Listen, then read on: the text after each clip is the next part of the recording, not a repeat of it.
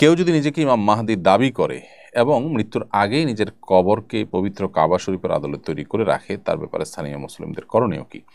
তাদের উচিত ইসলামের নামে এই বিভ্রান্তি ফলে মানুষের মধ্যে যে বিভ্রান্তি তৈরি হতে পারে, মানুষ ইসলাম বিমুখ হতে পারে, শিরকে লিপ্ত হতে পারে, মুসলিমদের মধ্যে এ ধরনের বিভ্রান্তি তৈরি করলে সেটা বন্ধ করার জন্য স্থানীয় মুসলমানদের উদ্যোগ নিতে হবে। বিশেষ করে স্থানীয় প্রশাসন, আদালতের শরণাপন্ন হয়ে মুসলিমদের ধর্মের অবমাননা ইত্যাদির কারণে তাদের ব্যাপারে ব্যবস্থা গ্রহণ করতে হবে। এর বাইরে তাদেরকে দাওয়াতি কাজ করা যেতে পারে, কিন্তু তার মধ্যে দাওয়াতি কাজ করা যেতে পারে, কিন্তু কোনো অবস্থাতেই এটাকে নির্বাধায় করতে দেওয়াটা, এটা তথাকথিত ব্যক্তি স্বাধীনতার নামে দিনের বিষয়ে মানুষকে ধ্বংসের দিকে নিয়ে যাওয়ার নামান্তর। আমরা যারা ব্যক্তি স্বাধীনতার নামে এ ধরনের কাজ, যার যা খুশি তা করার পক্ষে আমরা কথা বলি, তারা কি একটা রাষ্ট্রের যে নিয়ম কানুন আছে সেগুলোর বাইরে কাউকে কিছু করবার এখতিয়ার দিবেন? স্বাধীনতার নাম দিয়ে নিশ্চয়ই দিবেন না। তাহলে আল্লাহর দিন তার চাইতে বড় কোনো বিষয় তো আমাদের কাছে থাকতে পারে না। বিধায় সেখানে এ ধরনের মন গড়া জিনিস করে মানুষকে বিভ্রান্ত করার পথ রুদ্ধ করতে হবে। তা না হলে নাহি আনিল মুনকার বা